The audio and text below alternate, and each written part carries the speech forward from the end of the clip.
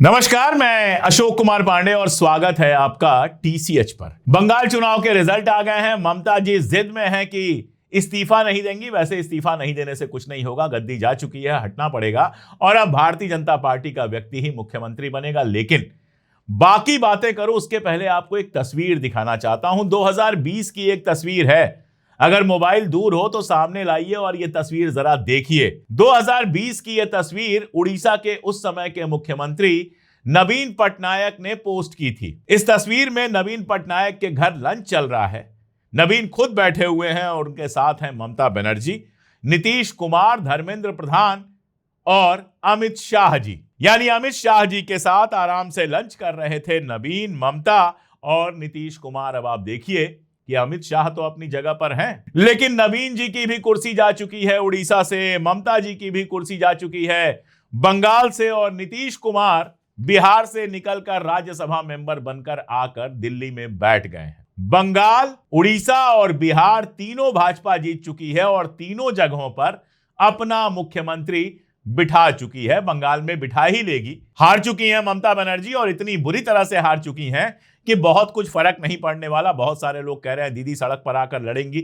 दीदी की उम्र 71 ईयर्स हो चुकी है, 71 साल की हो चुकी है और दीदी ने कोई सेकेंड लाइन डेवलप नहीं की कि उनके बाद कौन मुख्यमंत्री बनेगा।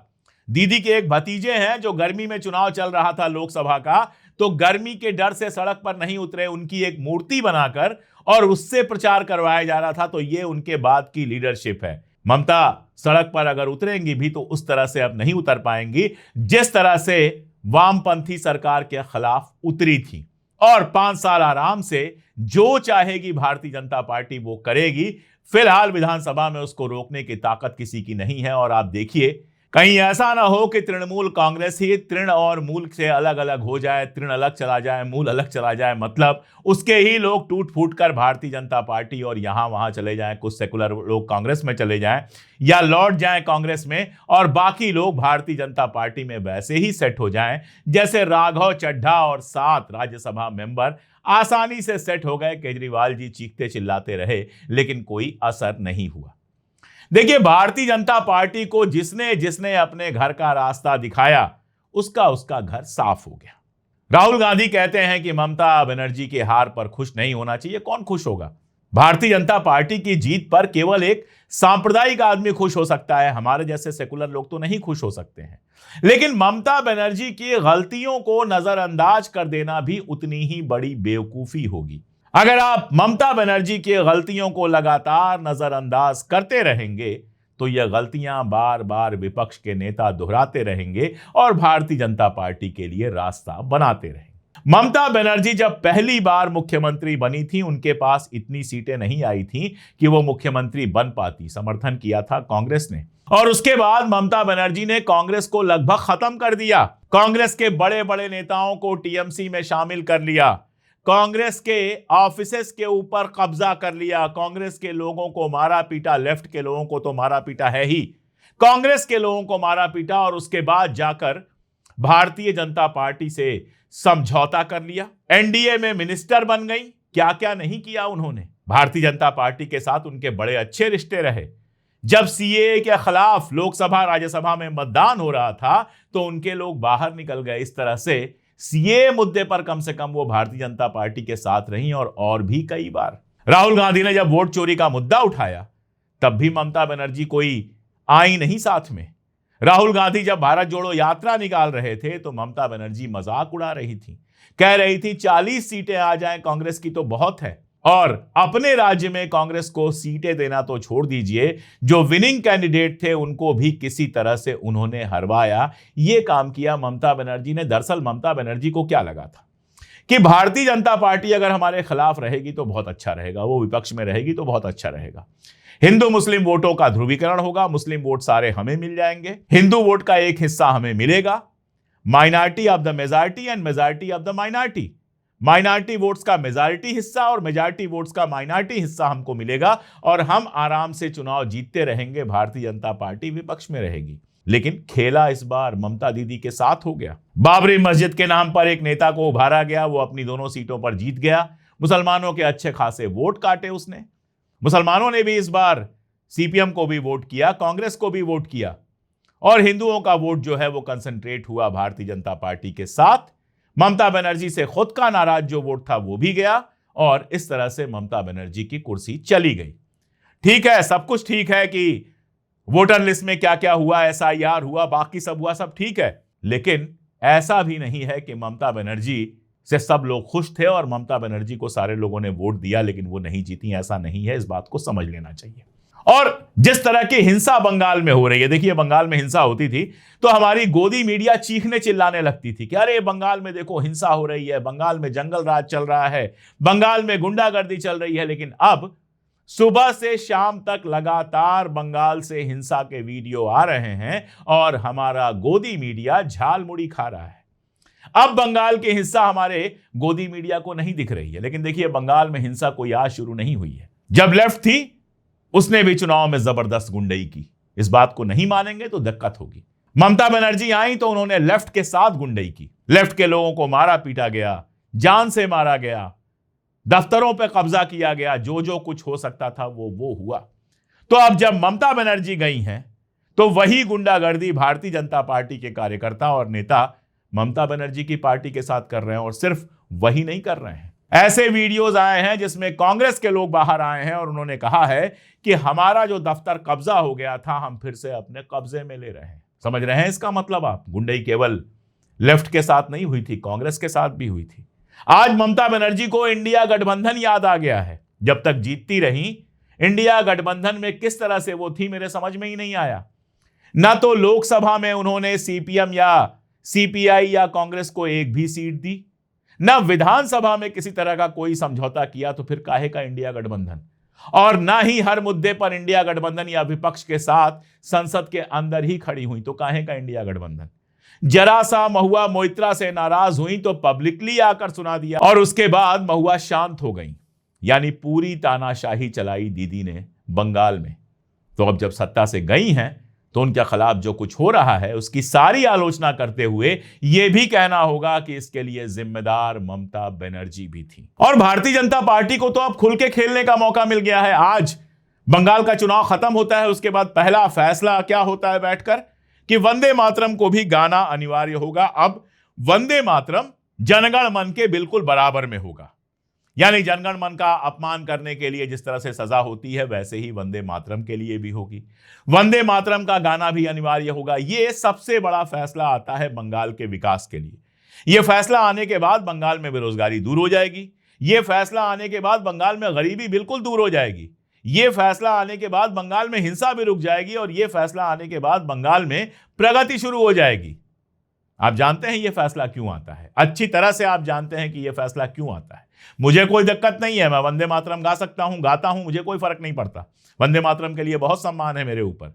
लेकिन साथ में मैं ये भी याद रखता हूं कि वंदे मातरम जिस उपन्यास से लिया गया है वो अंग्रेजों के नहीं मुसलमानों के खिलाफ लिखा हुआ उपन्यास है, जो मैं बहुत बार कह चुका हूं और जिसके पूरे हिस्टोरिकल सबूत है। उपन्यास मार्केट में है, कोई भी लेकर खरीद कर पढ़ सकता है। लेकिन भारतीय जनता पार्टी ने अब यह तय कर लिया है कि हिंदू मुस्लिम का कार्ड चल रहा है, इसको और चलाना है और चलाना है और चलाना है, वो चलाएगी। बंगाल में शुवेंदु अधिकारी जो सबसे बड़े माने जा रहे हैं कैंडिडेट मुख्यमंत्री बनने के लिए, वो कहते हैं कि मुझे हिंदुओं ने जिताया है, हिंदुओं के वोट से कि मैं जीता हूं तो मैं हिंदुओं के लिए काम करूंगा। इसका मतलब क्या होता है? मुसलमानों के लिए काम नहीं करूंगा। आज सुबह एक दोस्त से बात हो रही थी, बोले कि ये तो योगी और मोदी से भी आगे निकल गए। तो मैंने कहा इनका मुकाबला हिमंता बिस्वा शर्मा से है। तो हिमंता बिस्वा शर्मा जिस लेवल पर जाकर बात करते हैं उससे आगे बात करेंगे। तो जाहिर है बंगाल के अंदर अभी बहुत कुछ और निगेटिव देखने को मिलेगा, बहुत तरह की हिंसा देखने को मिलेगी। पूरे बंगाल का जो एक सेकुलर कल्चर रहा है उसको डिस्टर्ब करने की कोशिश की जाएगी और इसके लिए ममता बनर्जी जरा सा भी कम जिम्मेदार नहीं है, क्योंकि उन्होंने ही भारतीय जनता पार्टी को बंगाल का रास्ता दिखाया, बंगाल में खाता खुलवाया, बंगाल में मुख्य विपक्षी दल तक पहुंचाया और उसके बाद बिल्कुल संभव था और बिल्कुल यह स्वाभाविक था कि भारतीय जनता पार्टी सत्ता में आ गई। कैसे मान लें हम इन लोगों को सेकुलर? बहुत लोग नीतीश कुमार को प्रधानमंत्री बनाने की बात करते थे। जो आदमी कपड़ों की तरह गठबंधन बदल रहा हो, जिसको इस बात से कोई फर्क ही नहीं पड़ता है कि वो आरजेडी के साथ है कि बीजेपी के साथ, उसको मैं कैसे सेकुलर मान लूं? मैं उस नवीन पटनायक को कैसे सेकुलर मान लूं जिन्होंने अपनी कुर्सी बचाए रखने के लिए भारतीय जनता पार्टी के साथ हर तरह के समझौते किए? मैं उन ममता बनर्जी को कैसे सेकुलर मान लूं जिन्होंने भारतीय जनता पार्टी के लिए रास्ता खोला और जो सेकुलर पार्टियां थी लेफ्ट और कांग्रेस की, उनको लगातार परेशान, हैरान और खत्म करने का काम किया। मैं कैसे मान लूं कि ममता बनर्जी सेकुलर थी? माफ कीजिए, ममता बनर्जी सेकुलर नहीं है। ममता बनर्जी का सारा सेकुलरिज्म सिर्फ और सिर्फ कुर्सी पर बने रहने के लिए था और मुस्लिम वोट के लिए था, और इस चक्कर में उन्होंने भारतीय जनता पार्टी को बढ़ावा दिया। और वो अकेले नहीं है, इंडिया गठबंधन को जरा उठाकर देखिए, कितनी पार्टियां हैं इंडिया गठबंधन में जो कभी भारतीय जनता पार्टी के साथ नहीं गई। स्मृति लोगों की कम होती है, मेमोरी, यादाश्त कई बार कम होती है, लोग समझ नहीं पाते हैं, लेकिन यादाश्त पर जरा जोर दीजिए तो आपके समझ में आएगा। ऊपर से शुरू करते हैं। जम्मू और कश्मीर में नेशनल कॉन्फ्रेंस जाहिर तौर पर सेकुलर पार्टी है। शेख साहब के लिए मेरे मन में बहुत इज्जत है, फारूक साहब से भी मेरी मुलाकात हुई है, उनके लिए भी मेरी बहुत इज्जत है। लेकिन यह फैक्ट तो किनारे नहीं चला जाएगा कि अटल बिहारी वाजपेयी सरकार को नेशनल कॉन्फ्रेंस ने समर्थन दिया था। अटल बिहारी वाजपेयी की सरकार में फारूक साहब तो नहीं, लेकिन उनके बेटे उमर अब्दुल्ला मिनिस्टर बने थे और फारूक साहब को उपराष्ट्रपति बनाने की बात थी। वो तो धोखा दे दिया गया, नहीं तो भैरव सिंह शेखावत की जगह फारूक साहब ही देश के उपराष्ट्रपति बनते। तो एनसी का रिश्ता रह चुका है भारतीय जनता पार्टी के साथ। और आगे आप देखिए, नीचे उतरिए। यूपी में समाजवादी पार्टी ने कभी समझौता नहीं किया भारतीय जनता पार्टी के साथ, यह सच है। ऐसे ही बिहार में आरजेडी ने कभी समझौता नहीं किया भारतीय जनता पार्टी के साथ, यह सच है। लेकिन उसके आगे जाएंगे तो ममता बनर्जी भारतीय जनता पार्टी के साथ समझौता कर चुकी हैं, मंत्री रह चुकी हैं, सत्ता में भागीदार रह चुकी हैं। उड़ीसा के नवीन बाबू तो खैर इंडिया गठबंधन में है नहीं, इसलिए उनकी बात छोड़ दीजिए, नीचे आइए। डीएमके की आज बात हो रही है। चूंकि विजय को कांग्रेस ने समर्थन दे दिया है, इसलिए डीएमके के लोग बैक स्टेपिंग और जाने क्या क्या कह रहे हैं। डीएमके खुद भारतीय जनता पार्टी के साथ रह चुकी है। जो लोग भूल गए हैं उनको मैं याद दिला दूं, 2009 के विधानसभा में और 2011 के लोकसभा में डीएमके भारतीय जनता पार्टी के साथ मिलकर चुनाव लड़ी थी। शिवसेना की तो बात ही छोड़ दीजिए, वो तो बेसिकली बीजेपी की पार्टनर ही थी। गिनते चले जाइए। इंडिया गठबंधन के अंदर बहुत थोड़ी सी ऐसी पार्टियां मिलेंगी जो कभी भारतीय जनता पार्टी के साथ नहीं रही हैं। लेफ्ट कभी साथ नहीं रहा है, लेकिन जब वीपी सिंह की सरकार बनी थी तो उसमें लेफ्ट भी शामिल था और उसमें भारतीय जनता पार्टी भी शामिल थी। एक नशा इन क्षेत्रीय पार्टियों का रहा है एंटी कांग्रेसिज्म, कांग्रेस को लगातार कमजोर करते रहना या कांग्रेस की किसी भी हाल में मुखालिफत करना। एक टाइम में यह एक नारा बड़ा हो सकता था, लेकिन बाद के टाइम में इस नारे ने भारतीय जनता पार्टी की बहुत मदद की है और भारतीय जनता पार्टी ऐसे ही उंगली पकड़कर पहुंचा और पहुंचा के बाद सीधे गर्दन पकड़कर सत्ता में आती रही है, जिसके लिए ये सारे लोग जिम्मेदार हैं। विचारधारा की बात बहुत की जाती है, लेकिन भारतीय जनता पार्टी कोई आज की पार्टी नहीं है। आजादी के पहले और आजादी के बाद भी आरएसएस को लोग जानते हैं। आरएसएस का रुख क्या रहा है ये भी लोग जानते हैं। और ये सब जानते हुए अगर एक टाइम पर इन लोगों ने भारतीय जनता पार्टी को समर्थन दिया है तो इन लोगों को भी सोचना पड़ेगा। जिस तरह के हिंसा के दृश्य बंगाल से आ रहे हैं बेहद भयानक है। आसनसोल हो, कोलकाता हो, न्यू टाउन हो, बीरभूम हो, हर जगह आग लगी हुई है, हर जगह तोड़फोड़ की घटना आ रही है। कहीं लेनिन की मूर्ति तोड़ी जा रही है, कहीं दफ्तरों पे कब्जा किया जा रहा है, कहीं सीधे आमने सामने मार पिटाई हो रही है। पुलिस कहां है, फौज कहां है, किसी को नहीं पता। आसनसोल उत्तर की बात करें तो वहां पर टीएमसी की पार्षद मौसमी बोस हैं, उनके दफ्तर को देर रात आग लगा दी गई। कोलकाता के कस्बा इलाके में रूबी क्रॉसिंग के पास और टालीगंज में भी भीड़ ने भाजपा के झंडे लेकर टीएमसी नेताओं के दफ्तरों पर भारी तोड़फोड़ की। सिलीगुड़ी में टीएमसी का जो कार्यालय है उसको भी आग लगाने का वीडियो सामने आया है। ऐसे ही तमाम जगहों से वीडियोज आ रहे हैं जिसमें आग लगाने की घटना, मार पिटाई की घटना और ये सारा कुछ दिख रहा है। और ये सब जब हो रहा है तो पुलिस कहां है, आर्मी कहां है, बाकी सब कहां है, ये किसी को नहीं पता है। तो भारतीय जनता पार्टी किस तरह का विकास बंगाल में करेगी वो बिल्कुल साफ दिखना शुरू हो गया है। लेकिन इस समय ममता बनर्जी का यह कहना कि मैं इस्तीफा नहीं दूंगी या लोगों का यह उम्मीद करना कि वो सड़क पर उतरेंगी, दोनों मजाक से ज्यादा कुछ नहीं लग रहा।